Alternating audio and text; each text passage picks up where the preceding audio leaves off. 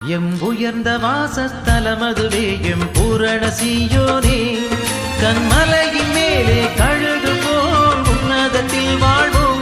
இயேசு பக்தர்களே ஜெயம் பெற்றே பிதாமுகம் காண்போம்.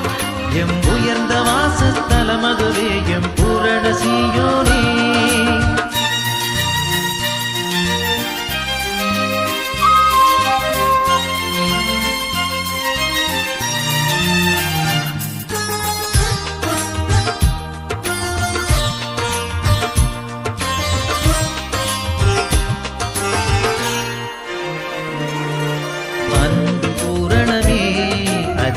பயமில்லையே அன்பர் இயேசுவிடம் அதை நாடி பெற்றிடவே.